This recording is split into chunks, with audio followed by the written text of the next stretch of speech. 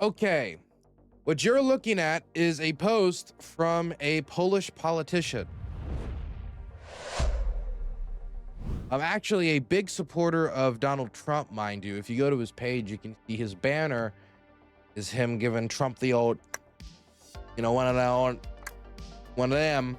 He's really cool. If you listen to his speeches, he's yelling.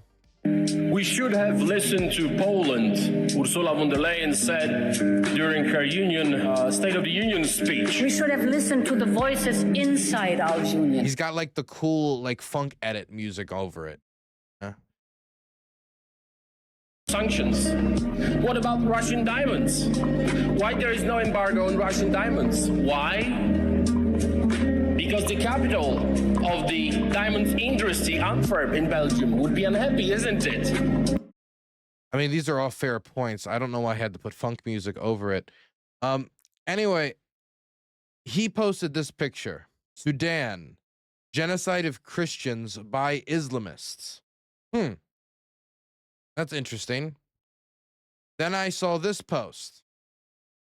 Islamist militants are killing women and children and terrorizing civilians. It is so heartbreaking to see loud voices on social media stay silent. Those who are being who have been lecturing us on genocide for the past 2 years are suddenly out of words. And then they posted this video.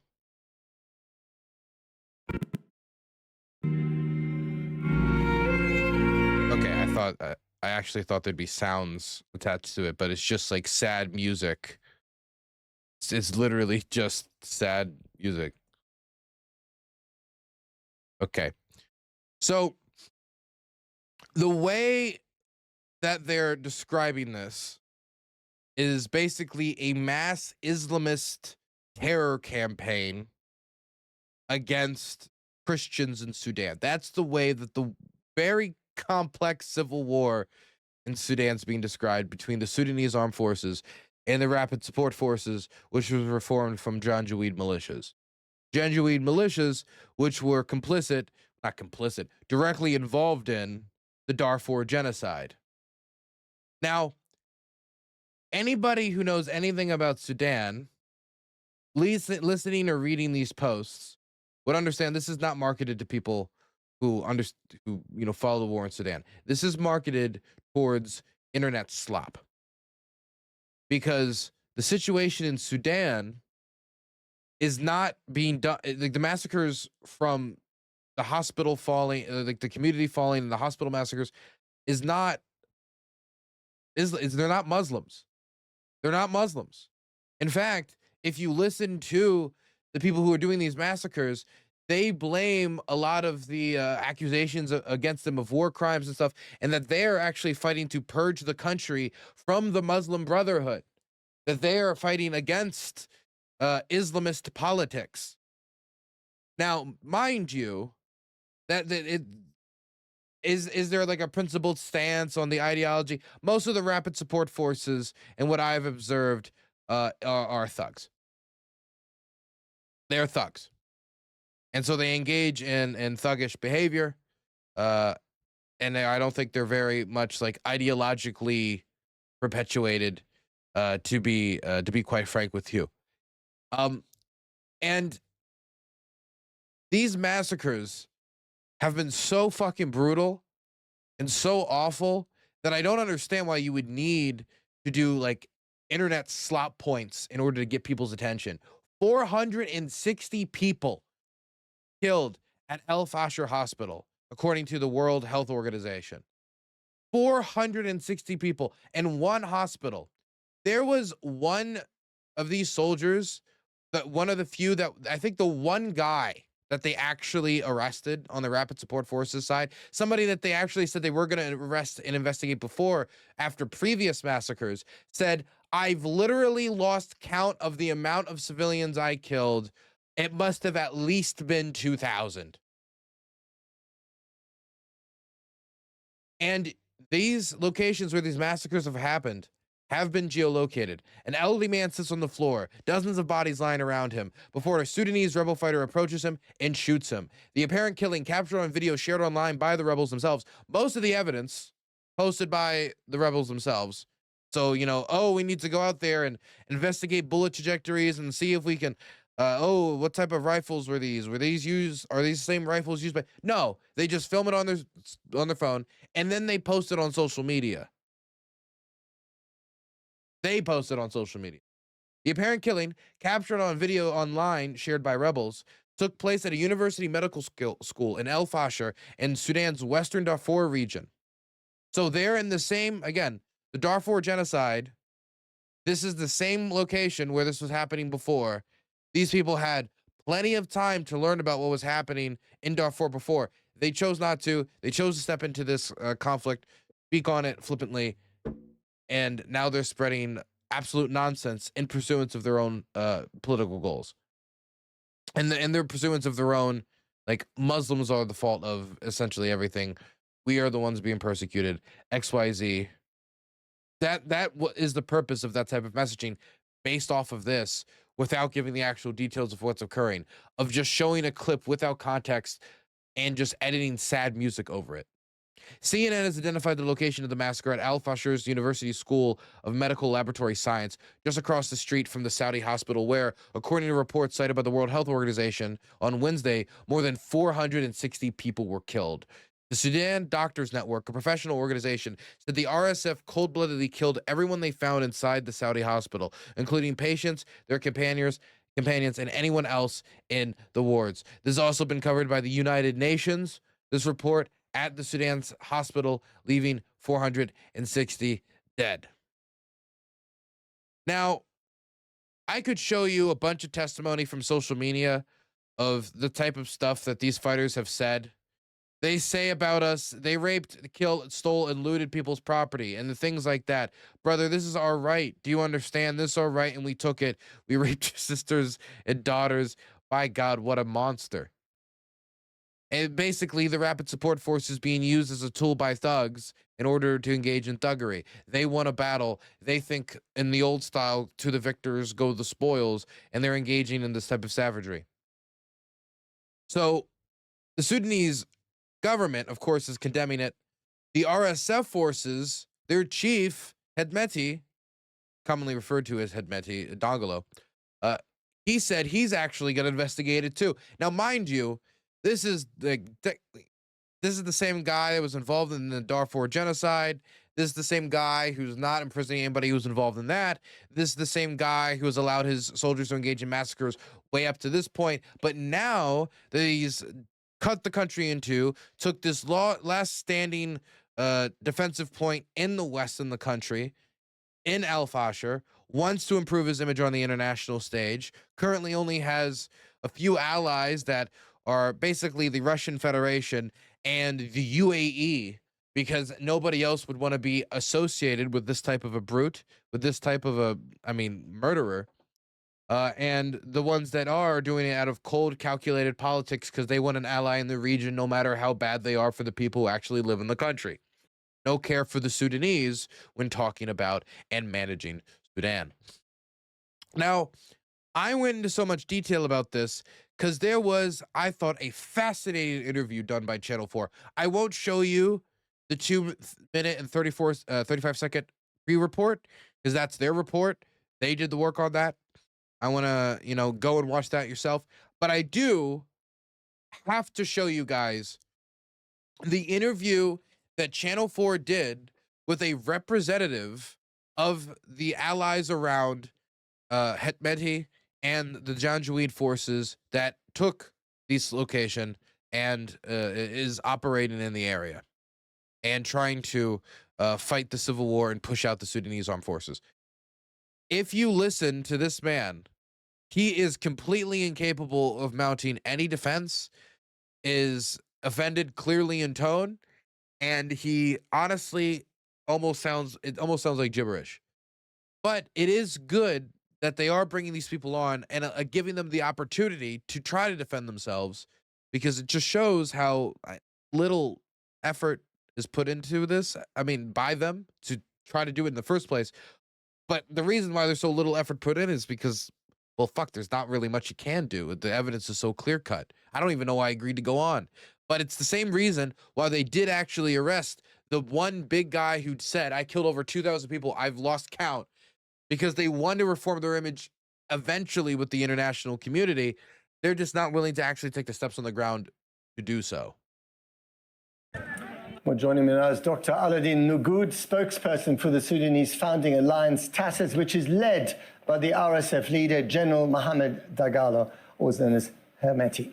Thanks very much for coming on the program, Dr. Nugood. So why are the RSF killing innocent civilians, massacring innocent civilians in Al Fasher?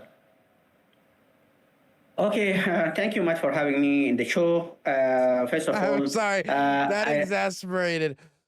Okay, it's okay. What did I sign up for?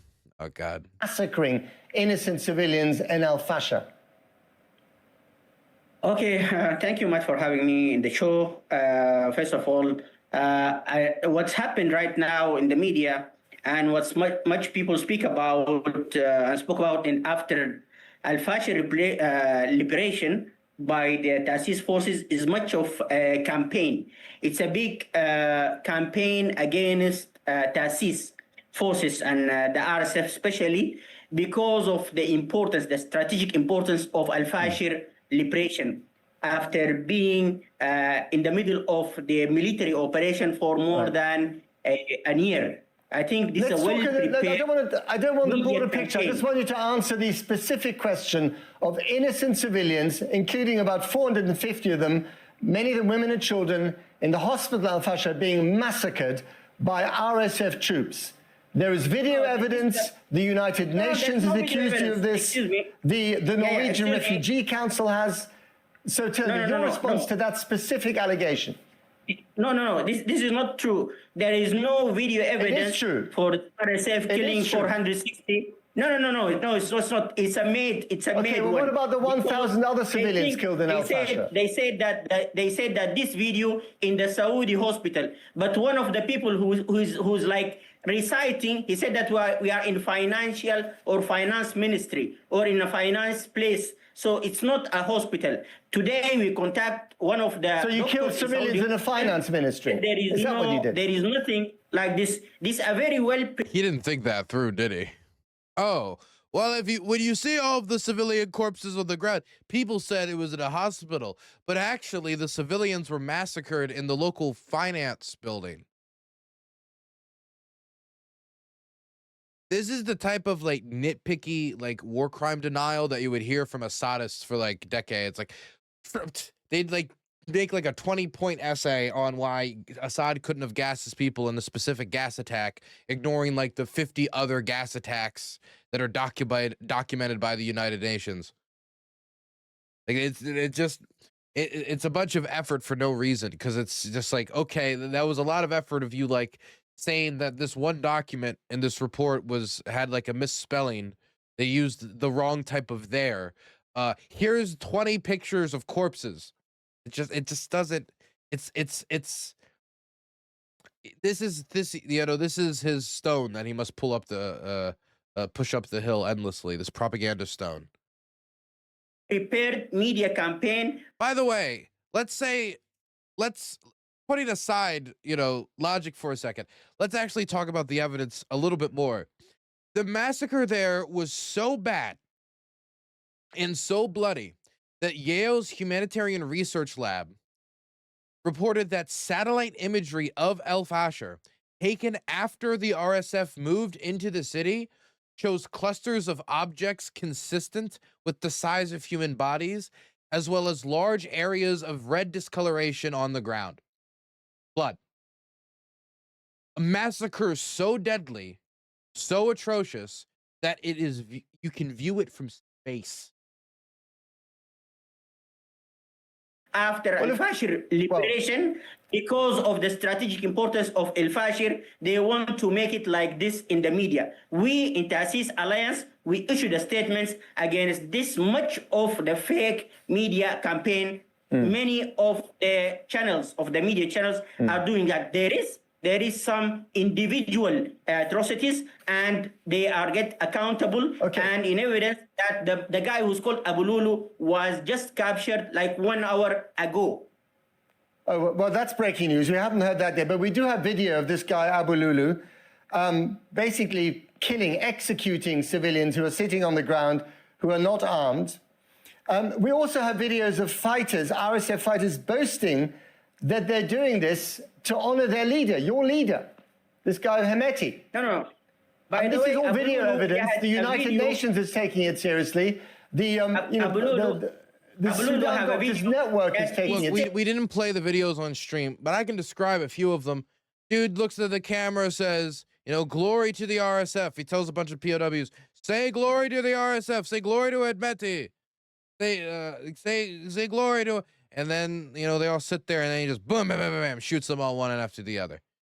There's one where there's like a building completely filled with corpses. Every single part, you can't see the ground. There's so many corpses everywhere. There's one guy, he kind of like sits up. He's just the one survivor. And then the guy says glory to their forces, and then bam, immediately shoots him. Like tons of these videos are out there. Again, largely posted by the forces who did it themselves.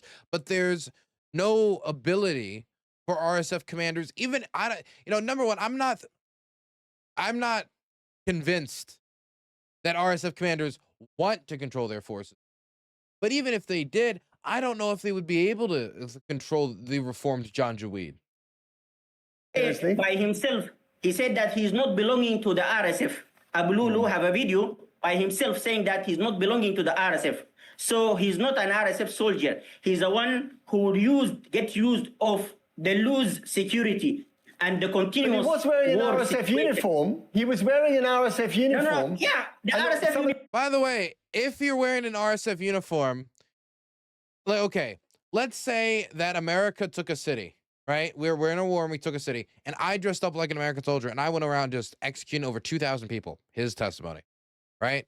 At some point, you would think an American MP would step in and say, yo, after I think maybe death 1,500, they would say, hey, let's go check on the giant pile of corpses that's forming over that guy covered head to toe in the blood of local villagers. I think it would make sense.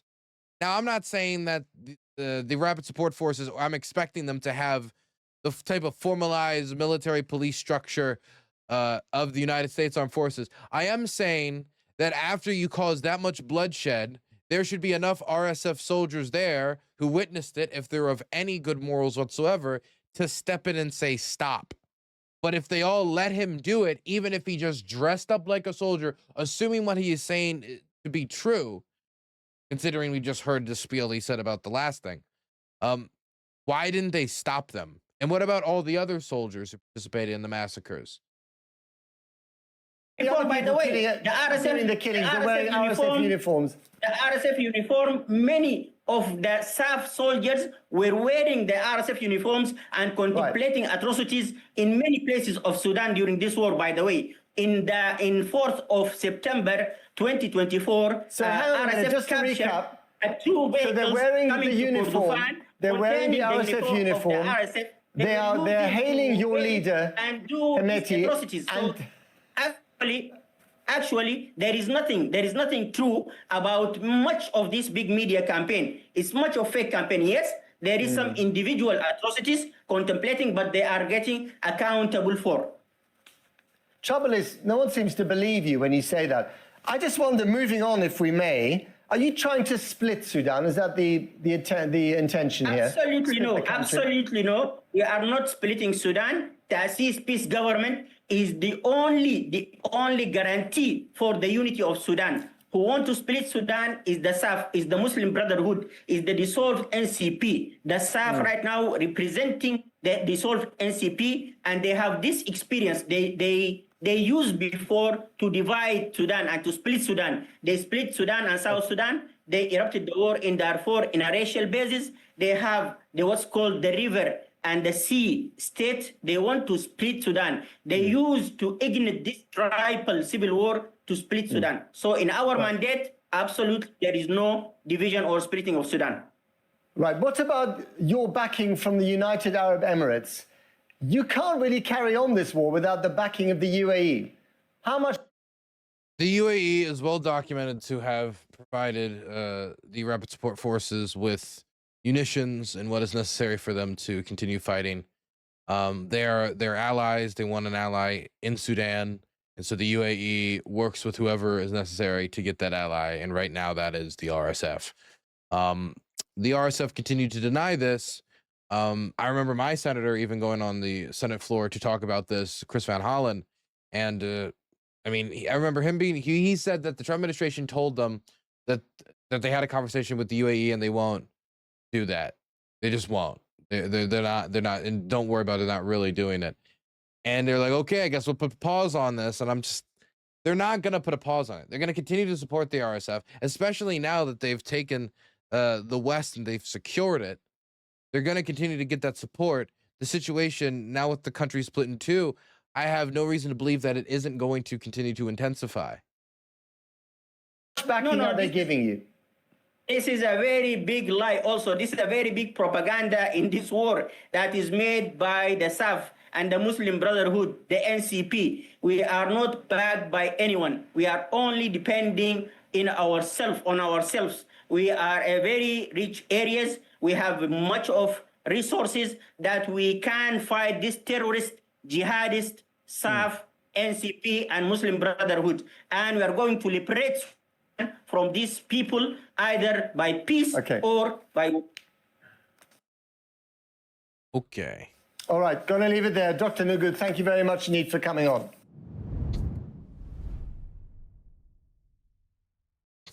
Thank you very much. Good job by the interviewer. Fantastic job.